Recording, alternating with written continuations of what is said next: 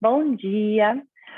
Eu sou a Alessandra Durstein, diretora de Pacientes Unidos Online, que é uma plataforma digital para a capacitação de grupos de pacientes em diferentes temas.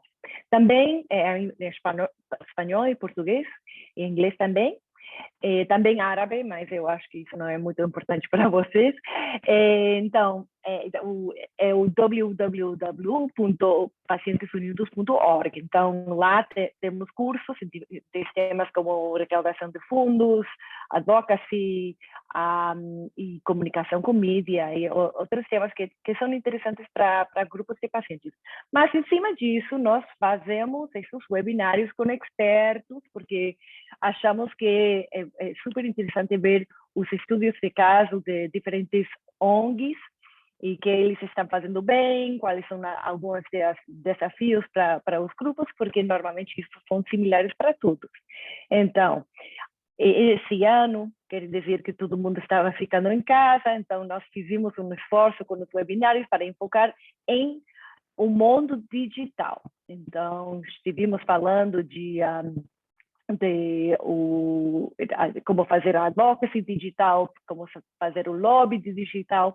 Mas agora temos o prazer de ter a Priscila Torres, que ela é uma jornalista, trabalha mais em tudo no mundo digital, também é um paciente de artrite reumatoide, e ela tem um grupo, fundou um grupo de apoio a pacientes que se chama Grupo AR, que tem projetos como o BioRede do Brasil, também um projeto que se chama O Encontrar, ela vai falar disso, mas a maioria do trabalho que ela está fazendo é online, e ela é muito experta em como comunicar com as pacientes, como ouvir o que precisam pacientes e como oferecer aos pacientes a informação que eles precisam, quando precisam, no formato que pode aceitar. Então, vamos ouvir de sua experiência. Temos também a Fabiana Abrucio, ela é gerente de Public Affairs e Patient Advocacy de Sanofi Genzyme. Sanofi Genzyme tem um curso também que se chama e-learning, e isso é uma combinação com o esforço de Sanofi do e-learning, e ela vai fazer algumas palavras de abertura. Obrigada a Sanofi por o apoio para esse projeto. E então, obrigada a Fabiana por o aporte e também a Priscila por aceitar o convite. Então, Fabiana. Bom dia a todos, é um prazer enorme estar aqui hoje. Em nome da Sanofi, eu gostaria de agradecer a Pacientes Unidos, Alessandra e Christian, por toda essa parceria, por trazer essas palestras tão ricas e bacanas. Então, tivemos Gustavo Sanmartin, Thiago Farina, Renar, e vamos fechar o ano com chave de ouro com a palestra hoje da Priscila. Então, é um prazer enorme estar aqui, espero que vocês gostem bastante.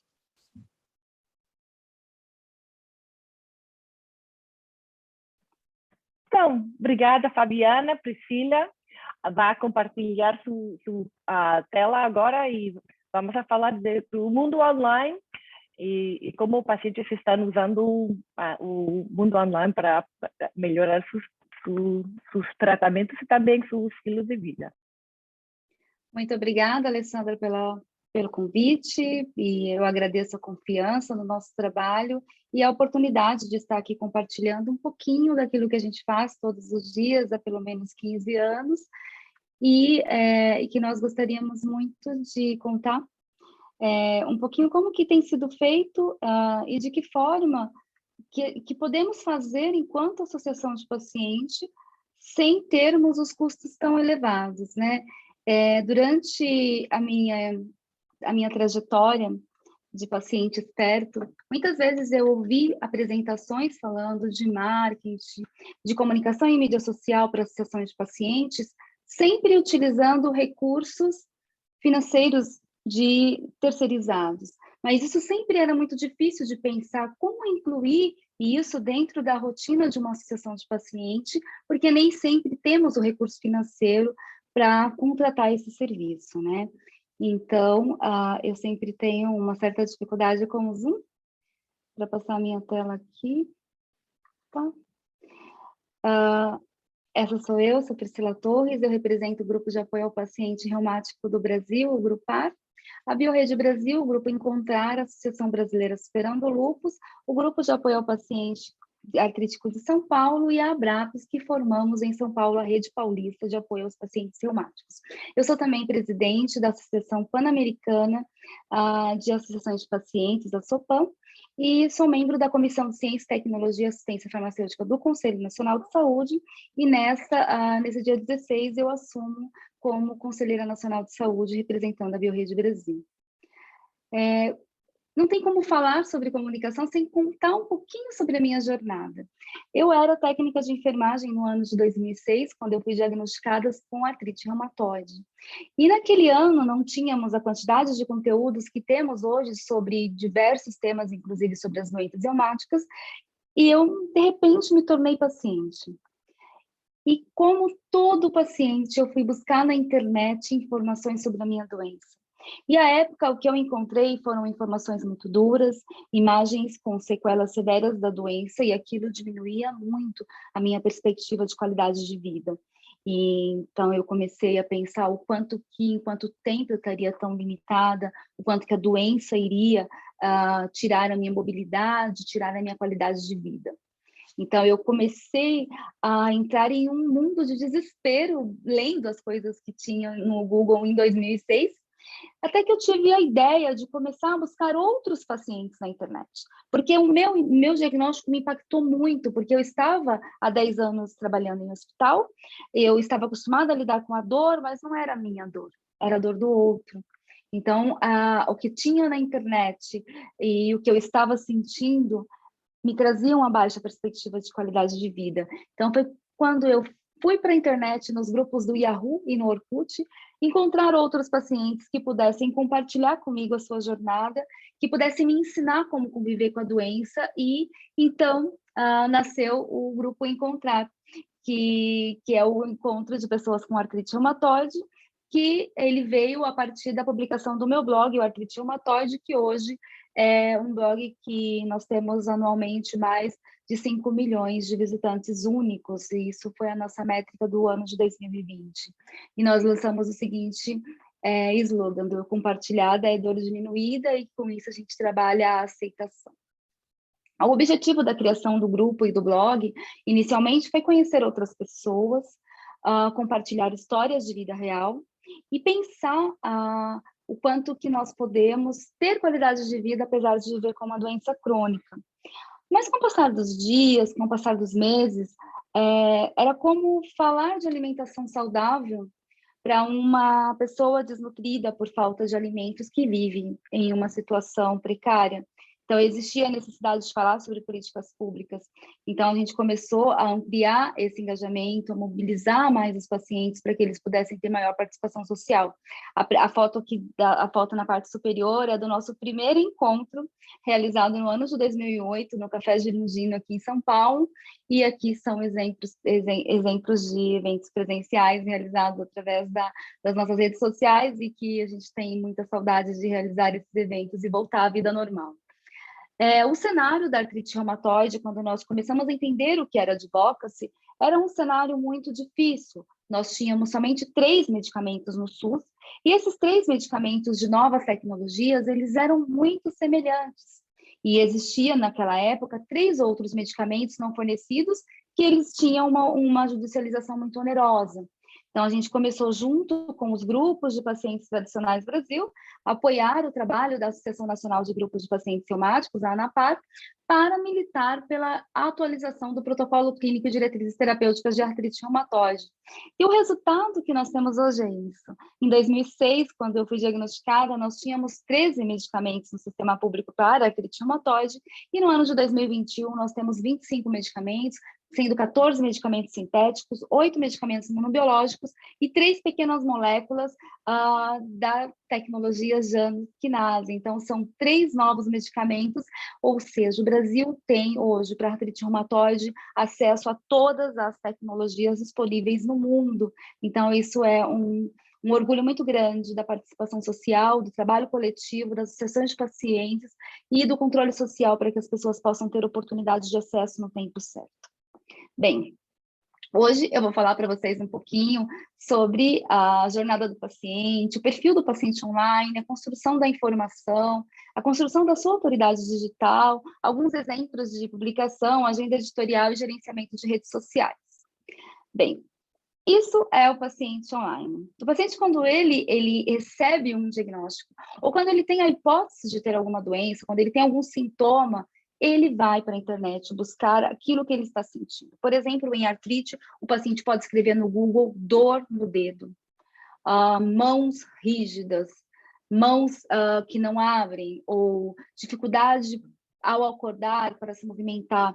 Então, recentes pesquisas apontam que 7 em cada 10 brasileiros entre 20 e 65 anos recorrem à rede social para se informar sobre saúde. As mulheres têm uma maior prevalência dessa participação e essa dependência das plataformas ficou muito mais aguda durante a pandemia da Covid-19, onde 83% dos pacientes dos brasileiros buscaram informações de saúde, e essas informações eles foram buscadas para embasar tomadas de decisões.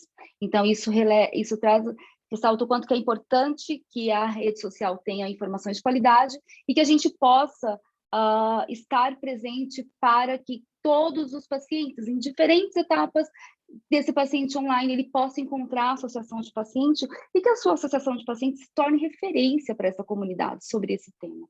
Então, esse é o perfil do paciente. Ele sente algum sintoma, ele procura a internet para fazer o seu próprio diagnóstico. Então, ele busca o Google para entender o que está acontecendo, o que pode ser, e, enfim, o paciente começa a buscar antes mesmo de chegar ao consultório médico. Esse paciente, nessa busca, ele sempre encontra algum paciente ou algum amigo, alguma pessoa que tem uma história muito diferente, que passou por jornadas diferentes da dele, e esse paciente ele pode chegar ao desespero, dependendo da qualidade da informação que ele encontrar. E o paciente, quando ele já sabe mais ou menos, eu tenho que procurar um reumatologista, então ele vai começar a procurar o melhor reumatologista. Ele vai começar a buscar, se ele tiver acesso ao sistema privado ou pelo plano de saúde, ele começa a buscar um médico que tenha boas referências e que, sobretudo, tenha referências de outros pacientes. E assim é o paciente, quando ele já tem início de tratamento com um novo medicamento. O paciente vai para a internet porque ele quer encontrar um paciente na mesma situação e ele quer ler a experiência de outros pacientes para que ele possa ter conhecimento sobre a perspectiva da vida real, como que tem sido aquele tratamento.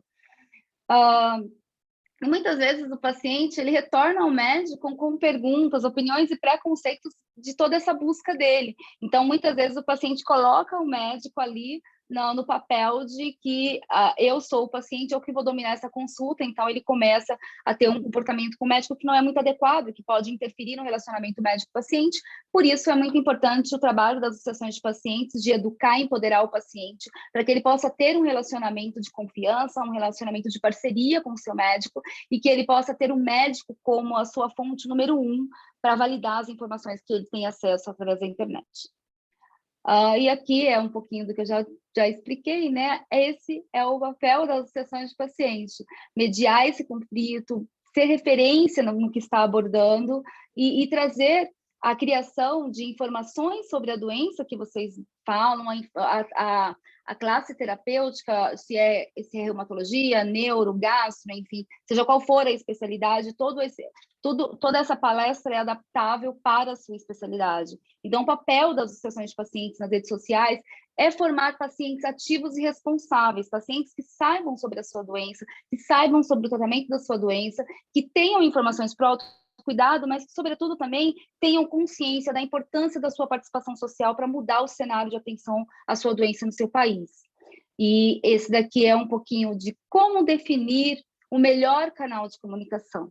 Cada associação de paciente tem as suas preferências por relacionamento, ou a preferência da sua audiência, né? A nossa instituição, nós estamos hoje, a gente está nos blogs, nós realizamos lives, estamos no Instagram, estamos no Facebook, no grupo do Facebook, no Twitter, ainda não aderimos ao podcast nem Clubhouse, porque é uma identificação de que a nossa audiência não tem muita adesão a esse tipo de tecnologia, mas sempre nós mantemos os nossos blogs, por quê?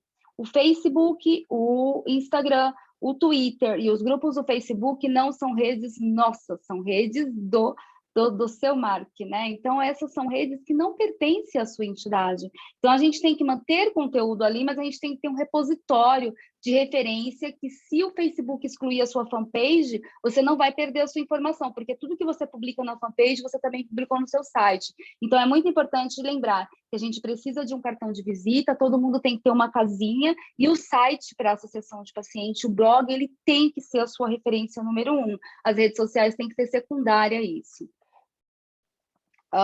Esse daqui é um pouquinho dos tipos de pacientes que você vai encontrar na internet, né? Então, você tem aquele paciente político, analítico, blogueiro, jornalista, seguidor.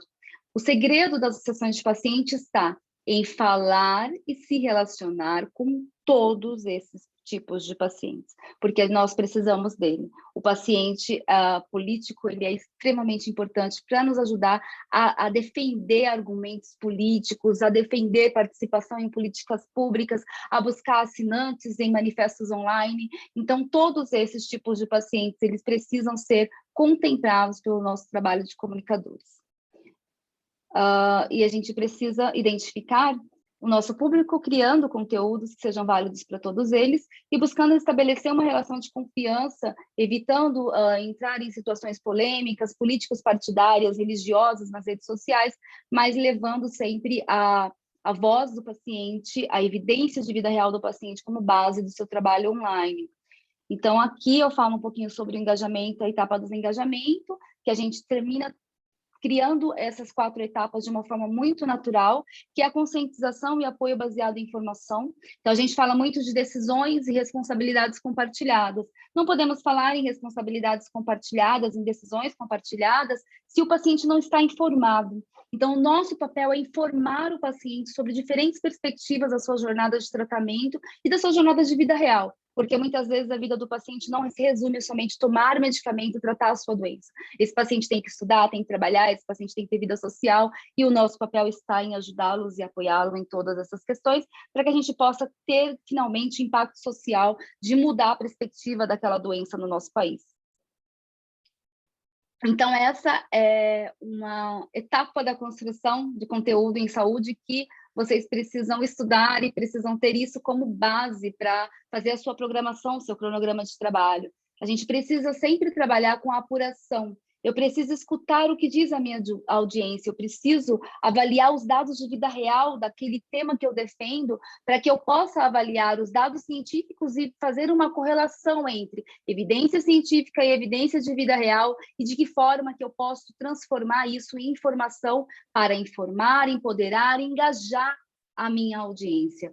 E a gente precisa sempre estar analisando constantemente tudo o que está se falando sobre esse tema. Então, a gente tem que ler evidências científicas, a gente tem que acompanhar os sites das sociedades médicas, os conselhos de classe, a gente precisa estar sempre antenado naqueles temas que são relevantes para a nossa organização. E aí inclui também, claro, os sites da Conitec, do Ministério da Saúde, da Conep, enfim, de todos os ambientes de participação social em que podemos ter algum trabalho para poder referenciar.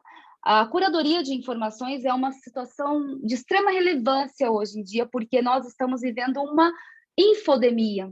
Então, tem muita informação sobre tudo na internet. O seu paciente precisa confiar que a sua entidade, que a sua associação está avaliando tudo o que está se falando sobre a doença que vocês defendem, e você vai disponibilizar para ele as melhores fontes, os melhores artigos, as melhores notícias.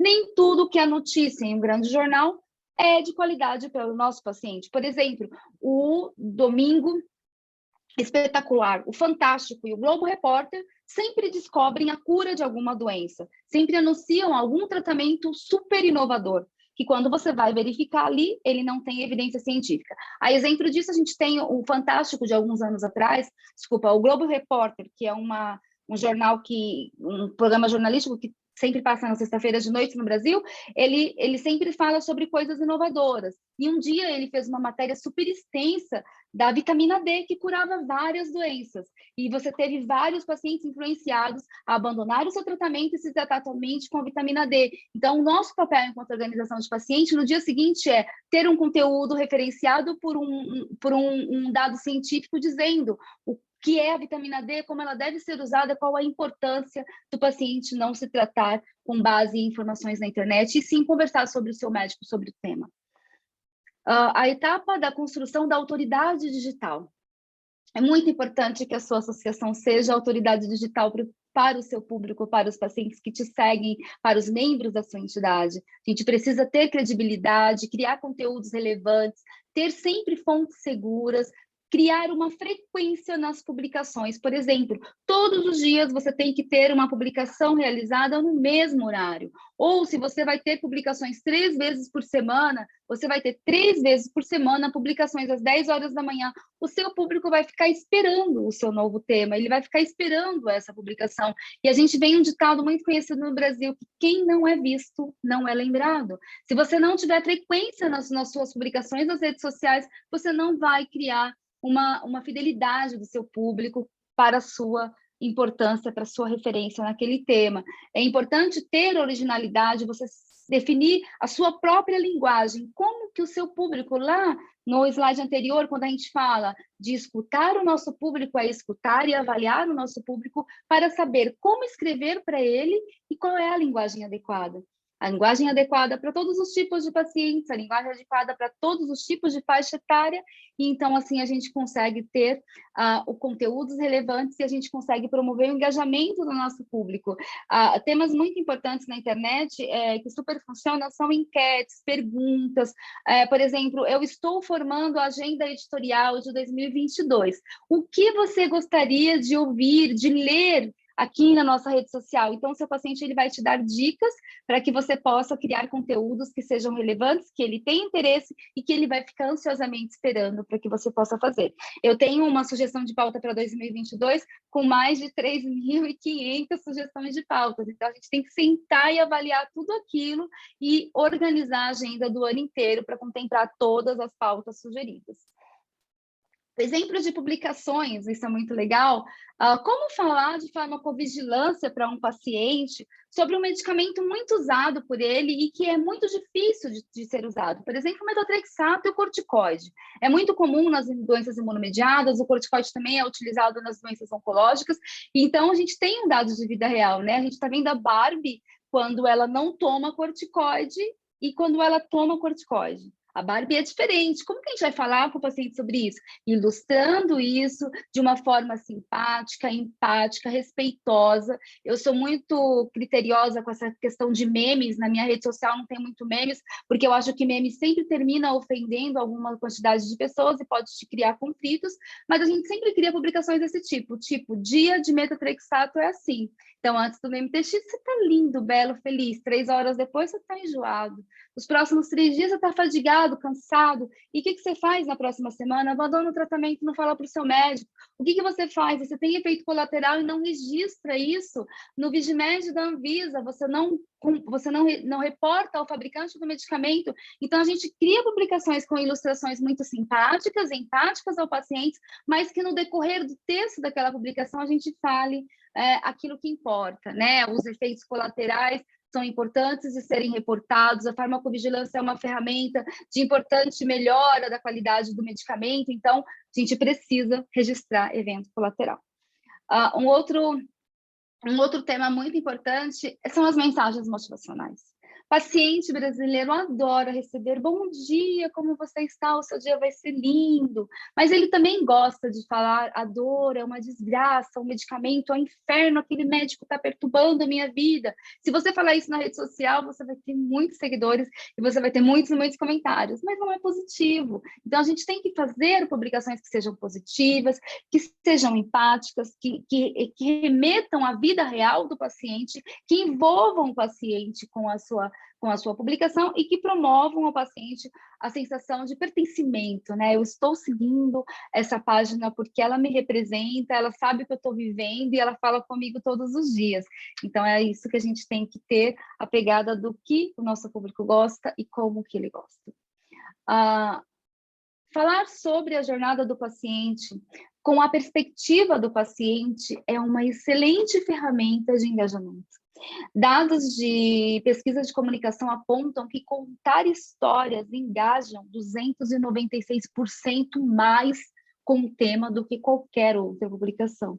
Então, a gente precisa registrar dados de vida real e transformar esses dados de vida real em base para evidências de políticas públicas. Então, eu lembro de um tema um post do meu blog tem muita audiência até hoje, ele se chama assim, o biológico chegou tarde para mim. Era uma paciente que tinha um processo de judicialização lá no ano de 2009, quando a gente ainda militava pela atualização do protocolo de artrite reumatoide, e ela era obesa. E a judicialização dela só aprovou 4 frascos do medicamento que ela tinha que tomar. Mas pela questão da obesidade, ela precisava de 8 frascos. E o juiz não autorizou. Mas, infelizmente, quando a liminar foi julgada, enfim, isso era uma questão que a gente não comenta, que é a judicialização, mas quando o governo do estado, do estado dela forneceu o medicamento, chegou a autorização de fornecimento do medicamento exatamente uma semana depois que a paciente havia morrido por uma complicação da doença. Então, a gente tem isso como foi uma ferramenta utilizada de políticas públicas que a gente mandou o depoimento, as evidências daquela paciente para o ministro da Saúde em uma caixa da camisa da Dudalina. Então, a gente colocou uma caixa de camisa de grife e dentro tinha a história dessa paciente que se chamava Alessandra. O biológico chegou tarde para mim. Não adiantava mais para ela, mas adiantaria para muitos outros brasileiros e por isso a gente precisava implementar aquela política, atualizar aquele protocolo. Aqui é um pouquinho da agenda editorial. Então, quem não é visto não é lembrado. Se você não tem rotina, você não tem periodicidade das suas publicações, a sua rede social não vai conseguir engajar e manter uma audiência. Então, aqui são alguns exemplos, por exemplo, de agenda editorial que eu tenho nas nossas redes. Então, 8 horas da manhã, em todas as nossas redes sociais, você vai encontrar uma mensagem motivacional. De feliz bom dia, seu dia vai ser lindo, seja incrível, acredite em você, coisas que levem as pessoas para cima e não para baixo. Às 10 horas da manhã, a gente tem curadoria de notícias sobre o tema que a gente faz o monitoramento. Às 2 da tarde, a gente sempre tem publicações que são nossas, que foram escritas pela nossa equipe. Às 18 horas, a gente sempre vai pensar em falar um pouquinho sobre as políticas públicas, consulta pública, a reunião da Conitec, reunião do Conselho Nacional de Saúde, e às 8 da noite, a gente sempre tem uma história de algum paciente para contar. Então, a agenda editorial, claro, não precisa ter esse montão de publicação, mas você precisa ter uma rotina, estabelecer um planejamento de publicações que possam ser feitas com agendamento prévio para que, se, por exemplo, isso é muito cotidiano nas sessões de pacientes, todos que trabalham nas sessões, todos os voluntários são pacientes. Então, é evidente que pode acontecer em algum dia que algum dos seus voluntários vai estar doente, e aí ele não vai poder publicar. Mas se você trabalhar com planejamento prévio de publicação, independente do que acontecer com a equipe, você vai estar online, você vai estar com a sua agenda, com as suas publicações sendo realizadas. Antigamente, as publicações agendadas, elas dependiam de ferramentas pagas. Hoje, as próprias redes sociais já nos permitem fazer muito disso dentro de ferramentas nativas das redes sociais. Então, aqui é um exemplo de rede social autogerenciável, que é o WordPress, que é uma plataforma gratuita de criação de sites, que ela é totalmente editável e que ela tem alguns recursos, como, por exemplo, quando eu publico um post no meu blog, no Artrite Reumatoide, ele é compartilhado automaticamente no Instagram, no Twitter, no LinkedIn, na minha fanpage e no nosso grupo do Facebook. Então, automaticamente, eu já estou presente em todas essas redes sociais e eu busco as pessoas das minhas redes sociais para visitar o blog quando eu compartilho uma publicação direta dele. Essa daqui é uma ferramenta de gerenciamento de rede social que você pode fazer o agendamento de publicações nas redes sociais em várias redes sociais. Então, a gente sempre procura trabalhar aqui na instituição com um agendamento prévio de pelo menos um mês, desejando sempre ter 2 meses de publicações agendadas Então, a gente consegue ter um fôlego para criar conteúdo, para conversar com o paciente, porque a gente fala, a gente precisa estar nas redes sociais, mas de nada vale estar nas redes sociais se você não conseguir responder o paciente. Porque o paciente está na sua rede social porque ele quer conversar com alguém. Então, ele quer conversar com a Dona Maria, sua voluntária, ele quer conversar com a Joana, sua voluntária, mas ele não quer ficar lendo uma publicação e não ter interação, ele quer se sentir abraçado, ele quer saber que tem uma pessoa humana ouvindo ele do outro lado, que vai ter empatia e que vai conversar com ele. E muitas vezes esse paciente, às vezes ele pode estar falando de uma questão médica, simplesmente porque ele não tem com quem conversar. Então, quando ele encontra você para conversar, você vai falar para ele, olha, sobre esse tema, eu não posso te dar conselhos sobre medicamento, mas eu posso te dizer que você tem que se dedicar ao tratamento, tem que acreditar que vai dar certo, tem que se dedicar a ter um relacionamento de confiança com o seu médico. Então, a gente consegue direcionar o paciente para uma conversa saudável, ética e responsável, sem falar sobre questões que possam implicar questões de uso de medicamentos, de influência, de tomada de decisão negativa. Aqui é uma outra ferramenta que a gente utiliza também, que é o Canva, que é uma plataforma de design gráfico que permite você criar várias coisas, publicações para rede social, apresentações bem legais, como, por exemplo, essa daqui está sendo feita no Canva, criar vídeos instrutivos, infográficos, e ela tem um acesso gratuito, mas que a versão paga dela mais barata é em torno de R$35. Então, é uma ferramenta super acessível e incrível, vai te transformar em um grande artista sem você precisar de pagar um design para fazer todas as suas coisas. Então, hoje, o Canva te permite comprar PAC Canvas, que são pacotes de imagens de designs desenvolvidos de forma diferenciada, que você pode comprar, adaptar com o seu logo, com a sua marca, as suas cores, a sua fonte, para ser uma identidade visual da sua associação.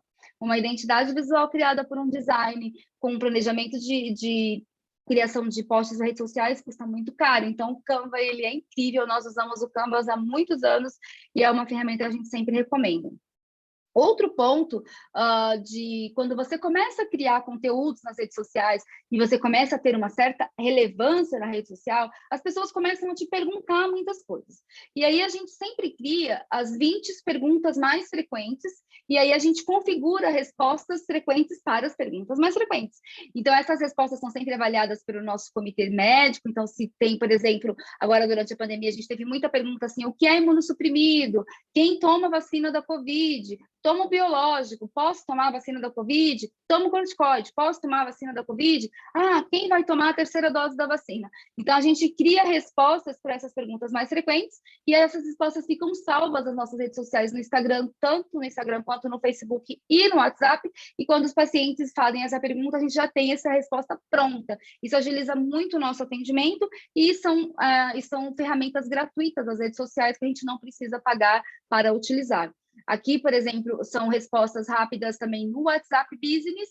Essa é uma função que não está disponível no WhatsApp pessoal, mas somente para o Business. Então, você pode ter respostas de ausências, como você pode ter respostas rápidas às perguntas mais frequentes. Aí, quando você coloca aqui a barrinha, automaticamente vai vir a barrinha, por exemplo, barrinha COVID, barrinha terceira dose. Então, a gente vai ter respostas prontas para poder responder os pacientes rapidamente. Porque se o paciente vai na sua rede social, te manda uma mensagem e você responde 15 dias depois, esse paciente não vai mais te seguir, ele não gosta da sua rede social e ele não volta. Mas se você responder ele 24 horas, esse cara vai te seguir, vai compartilhar a sua rede social, ele vai participar das consultas públicas quando você compartilhar, ele vai te dar feedback, vai te dar dicas e ele vai também se transformar em voluntário da sua associação. Então, isso é muito importante, porque você conquista a rede social para a sua associação. Essa daqui são ferramentas, tá vendo? De configurar essas respostas rápidas no Facebook. Então, você tem que entrar pelo Facebook Business, e aí você coloca todas essas mensagens nas redes sociais, e aí você consegue, por aqui, configurar Instagram e também o WhatsApp. Desculpa, Instagram e também fanpage. Eu gostaria de encerrar essa essa apresentação falando sobre os grupos do Facebook. Eu tenho um grupo no Facebook que hoje nós estamos em 33 mil pacientes.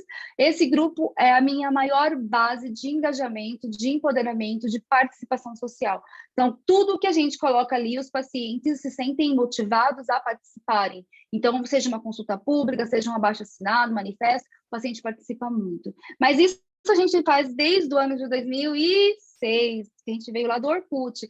Mas o próprio Facebook reconheceu em 2020 que as comunidades são locais de grande engajamento, impacto e promoção de impacto social. Então, o Facebook disse que em 2020 existiam mais 400 milhões de pessoas nos grupos do Facebook. E aí o próprio Facebook está investindo na visibilidade desses grupos. Então, se a sua fanpage tem 10 mil seguidores e você tem 1.000 seguidores no seu grupo do Facebook, quando você publica a mesma publicação na sua fanpage, você publica no grupo do Facebook, lá na sua fanpage, 5% das pessoas que te seguem vão ver essa notificação. Agora, no grupo, 100% dos seguidores do seu grupo vão ler a sua publicação, vão interagir, vão participar. O meu grupo do Facebook, hoje, a gente tem uma média de engajamento social em que mais do que 85% dos meus membros participam todos os dias das atividades. Então, é um local que as pessoas vêm muito, participam muito e têm muito acesso ao que a gente está falando. E aqui são exemplos de investimentos do Facebook. O Facebook criou um grupo global, que é uma comunidade de líderes de grupos do Facebook que promove capacitação e financiamento para essas comunidades. Exemplo disso aqui no Brasil, nós temos um grupo chamado Facebook Power Admins Brasil. Esse grupo ele é gerenciado pelo próprio Facebook e todos os participantes passam por avaliação do Facebook. Aqui vocês podem ver a primeira fotinha, que é o Samuel, que trabalha comigo no meu grupo do Face, e essa última fotinha aqui é a minha, do meu perfil pessoal. Então, o Facebook, para participar dessa comunidade de administradores, eles avaliam o seu perfil se você é realmente um líder de comunidade. Se você for um líder de comunidade no Facebook, você é aceito e passa a usufruir dos benefícios das informações que eles colocam aqui. Então, por exemplo, todas as novidades que vai ser lançada no Facebook em 2022, nós que já participamos do grupo de comunidade do Facebook, já sabemos, fomos consultados e pudemos dar opiniões e participação na criação dessas ferramentas. E a gente também tem a oportunidade de participar de cursos gratuitos online, que é o Facebook Blueprint, que é uma plataforma do Facebook para capacitação de gerentes de comunidade. Todas as pessoas podem participar do Facebook Blueprint, basta visitar esse link aqui e se inscrever em uma atividade e cumprir as suas regras, os seus prazos. Então, eu ainda não fiz a minha prova de gerente de comunidade, porque você tem que ter tempo, mas o Facebook, porque você faz todas as tarefas online, como se fosse uma educação à distância, e tem um dia de uma prova, e nesse dia da prova você não pode ter nenhuma distração, e depois que você passa na prova, o Facebook te dá um certificado de gerente de comunidade. Eu pretendo fazer isso no começo do ano. E aqui é uma oportunidade que o Facebook tem de financiamento. Isso é super novo. Em 2021, o Facebook fez uma doação de 7 milhões de dólares para os participantes das aceleradoras. Então, essas aceleradoras não são aceleradoras como startups, são aceleradoras de projetos comunitários. Então, a gente tem 7 entidades no Brasil, 7 comunidades do Facebook no Brasil que estão participando desse prêmio e que elas estão ganhando financiamento para o seu projeto social. E eu super entendo que isso é uma oportunidade de capacitação, é uma oportunidade de financiamento para as entidades aqui no Brasil, porque eu vejo que temos poucos comunidades de pacientes no Facebook que sejam gerenciados por ONGs de saúde, principalmente. Então, aqui esse é o meu contato. Acho que eu passei um pouquinho mais que 30 minutos, não recebi a mensagem do Cris. Eu estou super à disposição. Essa apresentação pode ser compartilhada com todos os participantes e que venham as dúvidas. Obrigada, Priscila. Vamos a compartilhar a apresentação também, o vídeo no Pacientes Unidos, que é pacientesunidos.org. É super excelente a apresentação. aí a palestra, e temos já perguntas entrando. Se vocês têm perguntas, por favor, escrever essas perguntas lá no chat ou na a parte que fala com IA. Você falou um pouco de consultas públicas. Como é que você está usando o seu público online para melhorar o impacto da sociedade civil em as consultas públicas?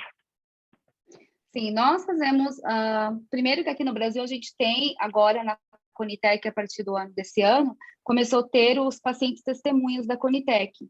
Então, para a nossa comunidade de pacientes, é muito importante que os pacientes se inscrevam para serem pacientes testemunhas, porque é a oportunidade que a gente tem de, muitas vezes, validar o trabalho da associação de pacientes, porque você vai ter pacientes da sua rede social sendo convidados para serem pacientes testemunhas na Conitec.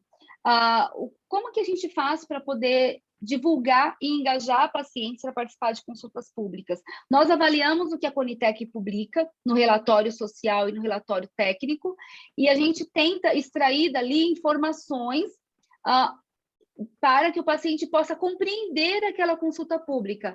Como o paciente tem que entender a consulta pública? O que é a tecnologia que está sendo discutida? Qual é o impacto que aquela tomada de decisão vai ter no tratamento daquele paciente? E como que o paciente pode mudar a decisão da Conitec, do Ministério da Saúde, sobre determinado tema? Eu me recordo muito de um tema que a gente teve para a inclusão de um novo medicamento oral para artrite reumatoide. Isso foi um tema recente, foi de 2020, 2019. Então, o que a gente tinha? Uma tecnologia nova, e a gente tinha pouquíssimos pacientes que usavam aquele medicamento aqui no Brasil, mas eu precisava contar para o paciente. Então, o que a associação de paciente ela tem que ser para o paciente? Uma fonte de informação e inovação. O paciente quer saber o que está acontecendo hoje e o que está para acontecer daqui 10 anos. Então, a gente tem que também, a Conitec sempre fala muito de horizonte tecnológico, eu tenho o meu próprio horizonte tecnológico, que é o quê? Avaliar o que está sendo registrado de medicamentos no Brasil, o que está sendo registrado e aprovado nos Estados Unidos e Europa, e eu conto para o meu público isso antes da Conitec contar. Então, quando a Conitec abriu uma consulta pública, nós fomos lá e recordamos aos pacientes, este medicamento XXX, que foi publicado no ano de 2018, estamos com a oportunidade de ter acesso a esse medicamento aqui no país. Mas para mudar a decisão do Ministério de não incorporar esse medicamento, precisamos da sua participação. Então, os pacientes que não utilizavam o medicamento, eles reconheceram a importância daquele tratamento para o paciente brasileiro e eles participaram da consulta pública. Então, a gente teve uma mudança de decisão da Conitec porque os pacientes colaboraram, os pacientes participaram. Eles disseram que é importante, a sua decisão não é respeitada por nossos pacientes, isso não representa a nossa necessidade, e a Conitec incorporou a tecnologia. Exemplos também aconteceu com a comunidade de diabetes, que a gente teve um parecer negativo da Conitec, e os pacientes participaram muito, então a Conitec teve que mudar a decisão, já aconteceu com esclerose múltipla também. Então, a gente precisa envolver o paciente, mas nós precisamos estar um passo à frente da Conitec, porque às vezes a gente tem que tomar muito cuidado, porque eu sempre falo, quando você começa a falar de uma nova tecnologia, quando ela sai em consulta pública na Conitec, muitas vezes nós, associações de pacientes, somos acusados de conflitos de interesse. Você está falando sobre isso porque você tem patrocínio da indústria. Então, para que você nunca esteja exposto a essa acusação, esteja sempre um passo à frente. Busque conhecer o que está sendo discutido, busque conhecer o que está sendo registrado no país, e divulgue aos pacientes, porque você vai falar sobre inovação com tanta frequência que quando aquele tema for em discussão na Agência Nacional de Incorporação, você já vai ter formado a opinião dos pacientes baseada em informação. E aí o paciente vai, baseado na sua evidência de vida real e no conhecimento que ele tem sobre a tecnologia, contribuir de uma forma que a Conitec, que o Ministério da Saúde, vai ter que respeitar a voz do paciente. E também eu ouvi muito de falar das influenciadoras populares, falamos. Você trabalha com influenciadoras também ou você faz a maioria do trabalho de vocês com seu público e com expertos e também pacientes? Nós estamos sempre de olho em quem está falando, por exemplo, de reumatologia nas redes sociais. Então, a gente termina separando os influenciadores que são positivos e os influenciadores que são negativos. Os influenciadores que são positivos são aqueles influenciadores que a gente aproxima deles. Então, a gente convida esses influenciadores para participarem das nossas lives, a gente convida eles para participarem dos nossos projetos da associação, e a gente valoriza esse influenciador. Eu posso dizer seguramente que eu fui a primeira blogueira paciente de artrite da América Latina. Então, não existia, eu desconheço até hoje se existia alguém antes de mim. Então, hoje, todo paciente que chega nas redes sociais falando sobre a sua experiência, que se transforma em influenciador, eu estou ali, eu me apresento, falo, eu sou Priscila Torres, eu estou seguindo, eu estou te lendo, eu gostaria de te convidar a fazer parte da nossa rede, né?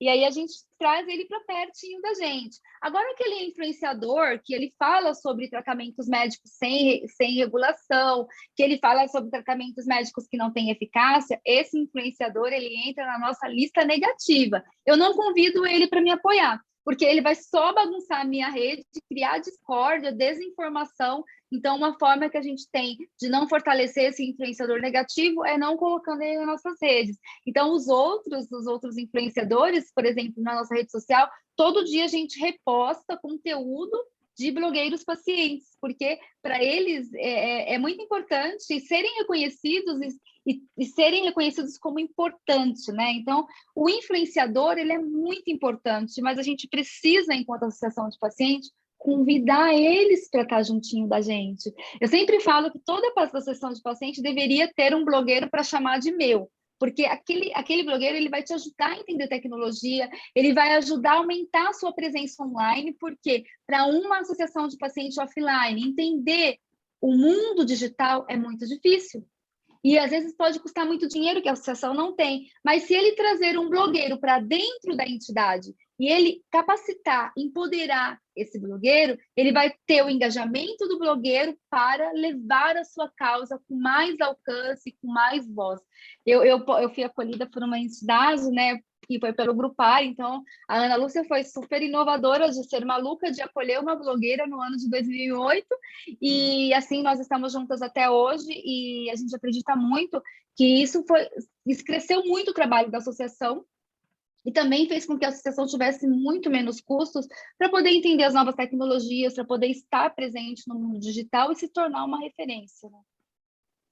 A Eliana escreveu aqui no chat, verdade, blog e grupo de apoio de artrites reumatoides sempre presente, com todas as informações e muito precisas. Então, você pode ver que você está fazendo o trabalho apropriado, né, para os pacientes. Também temos uma pergunta aqui sobre o empoderamento do paciente. Que tipo de informação precisa um paciente para empoderar e para entrar no mundo do advocacy? O paciente, ele precisa ser empoderado primeiro sobre aquela doença que ele está defendendo, que ele vive.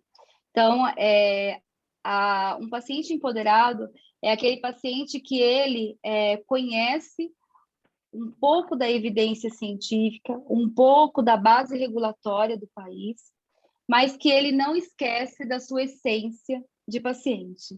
Então, eu conheço a minha doença, mas eu sempre vou falar sobre a perspectiva de uma pessoa empoderada que convive com artrite reumatoide, que conhece a artrite reumatoide e que está habilitada a falar sobre a perspectiva do paciente. O paciente empoderado, ele precisa ser informado, ele precisa acompanhar os temas não só conceituais sobre o que é a doença, mas sobre o que está se falando sobre a doença, sobre as inovações para aquela doença, sobre os impactos que tem aquela doença não tratada. Ele tem que conhecer as políticas públicas de acesso àquela doença, seja na política pública de saúde ou na política pública de acesso dentro dos planos de saúde. E um paciente empoderado é aquele paciente informado, é o paciente que é responsável e que ele reconhece a sua importância dentro da sociedade. Ou seja, eu poderia falar das minhas dores e viver as minhas dores. mas eu falo das minhas dores e eu vivo as nossas dores. Porque enquanto eu tiver acesso, é importante para minha família. Mas quando todos nós tivermos acesso, é importante para o nosso país. Então, você vai estar mudando a realidade do seu país se todas as pessoas tiverem oportunidade de acesso no tempo certo. E aí não é só sobre acesso a medicamentos, é sobre acesso a direitos sociais, né? Acesso ao trabalho, acesso à educação.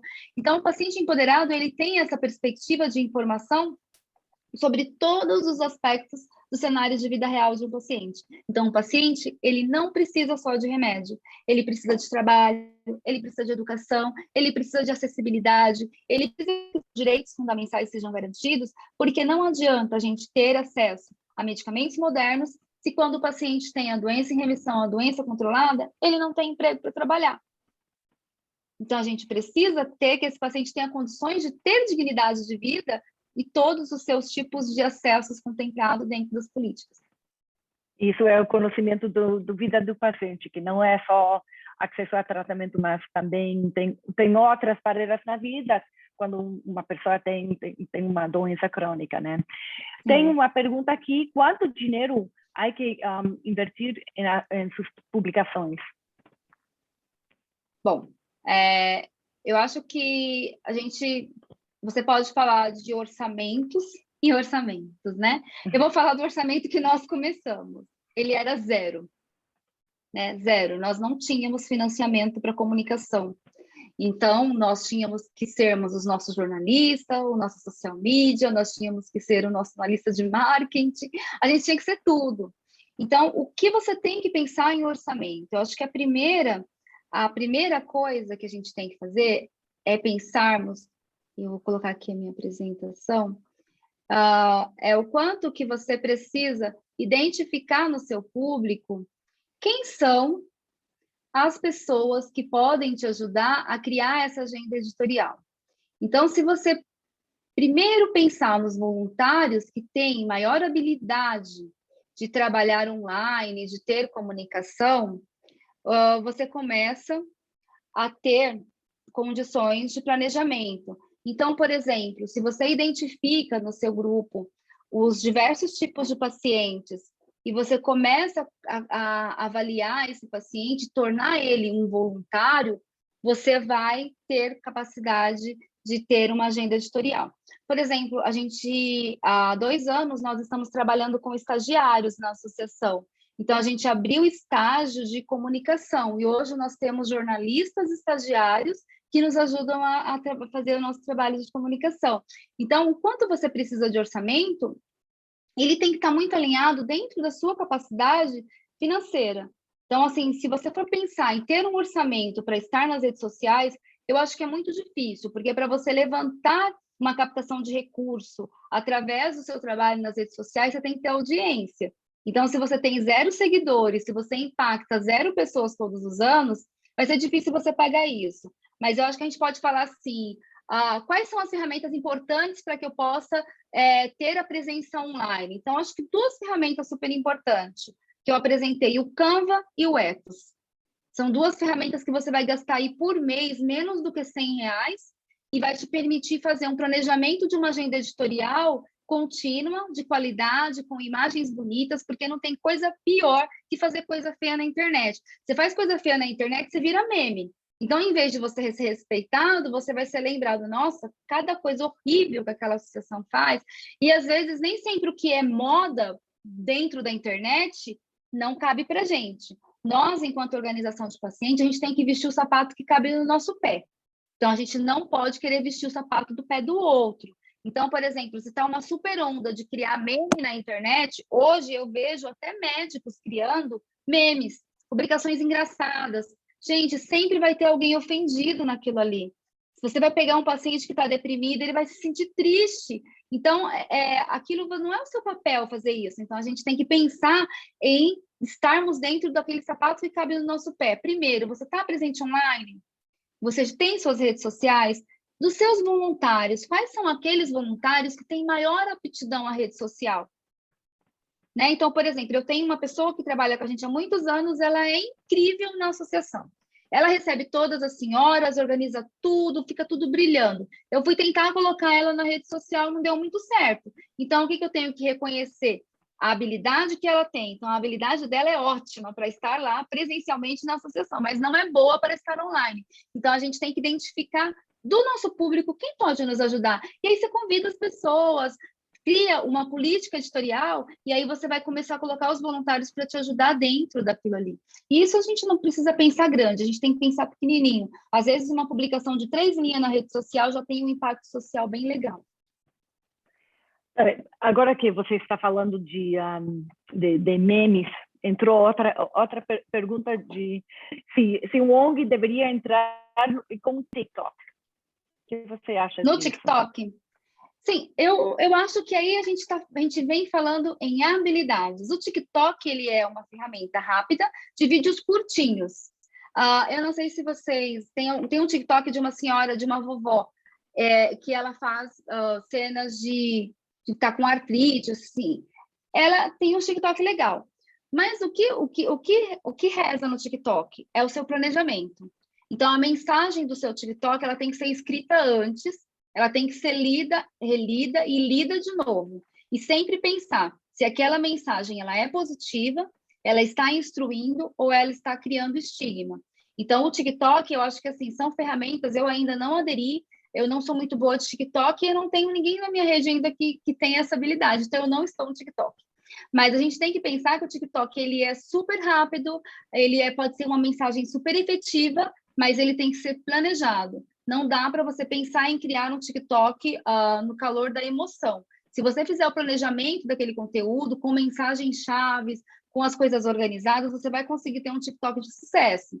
Mas você não pode ter um TikTok que vai criar conflitos. Então, sempre antes de gravar e colocar online, tem que ler, reler, ouvir, avaliar e pensar se todas as mensagens transmitidas naquele TikTok, elas são positivas, elas têm efetividade, elas têm relevância social. Porque fazer uma coisa engraçada pode ser desastrada. Também, outra pergunta é, para os que estão começando agora, que será o primeiro passo? Que rede deveriam começar? Então, vamos pensar para quem está começando agora. O meu conselho, o primeiro passo é ter um blog em uma plataforma gratuita. Você cria um blog, por quê? Eu vou falar por exemplo próprio. O meu Facebook pessoal, de Priscila Torres, foi excluído pelo Facebook no ano de 2020, porque a gente teve a pandemia e as nossas redes sociais falavam muito sobre coisas que o Facebook considerou perigosa, que era medicamento, efeito colateral, vacina e imunossupressão. Isso foi um dos temas mais comentados no ano passado. E com isso, a gente também começou a falar, a gente sempre falou muito de doação de medicamento. Então, o Facebook excluiu o meu Facebook pessoal sem me avisar e sem me dar o direito de voltar. Então, você imagina se eu não tivesse outros administradores, eu teria perdido acesso às minhas fanpages e ao meu grupo.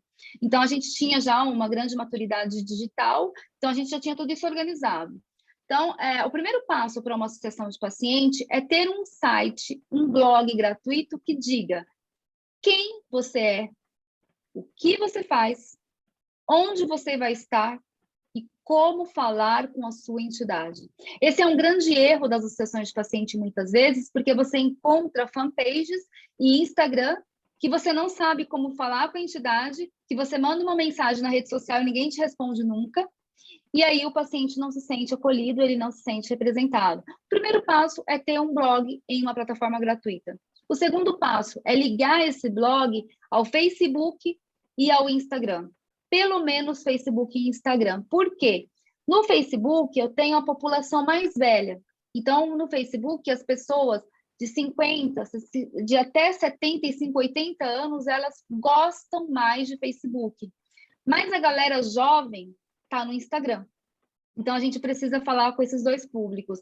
Agora, se você já tem uma maturidade, já começou, aí você tem um Twitter, né? Você tem um TikTok, aí você vai avançando. Mas, para começar, eu acho que teria que ser um blog dizendo quem eu sou, onde estou, o que faço, como falar comigo, como me ajudar, como participar.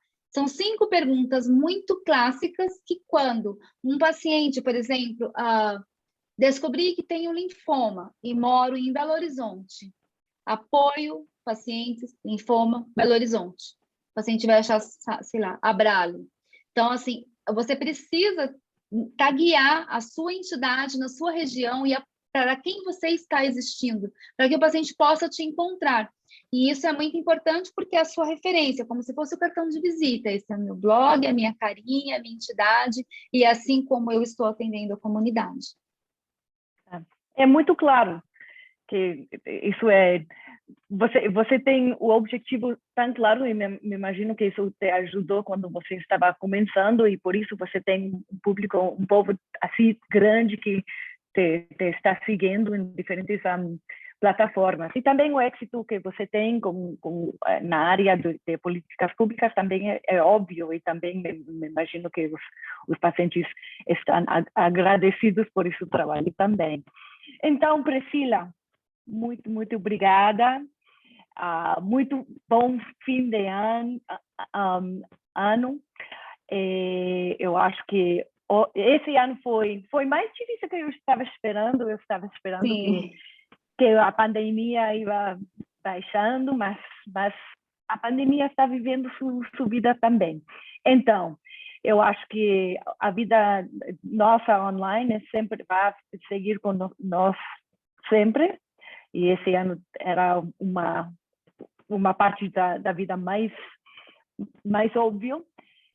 E você é uma influenciadora paciente, e isso ajuda os outros pacientes também, e isso é um trabalho que eu acho que você faz do alma, né? Então, muito obrigada por dedicar sua vida e também sua expertise para os pacientes brasileiros. Alessandra, muito obrigada pela oportunidade, não só de compartilhar nosso conhecimento, mas de compartilhar a essência do que a gente faz, né? Eu sempre falo que eu criei 2 filhos, o artrite reumatoide, o blog artrite reumatoide, e meu filho que se chama Tiago. Eles foram criados juntinhos ali, e com muito cuidado, com muito carinho, e sempre pensando nisso. E que alguma pessoa, em algum lugar, vai ler aquela mensagem. E eu espero passar de uma forma muito positiva pela vida das pessoas, que as pessoas não sejam impactadas negativamente, como eu fui impactada quando fui diagnosticada, que elas encontrem um refrigério, uma esperança, e, sobretudo, que elas encontrem o bichinho do advocacy, né? Que elas sejam picadas e inconformadas por não aceitar nada que não seja de excelência, por não aceitar nenhuma política que não seja efetiva.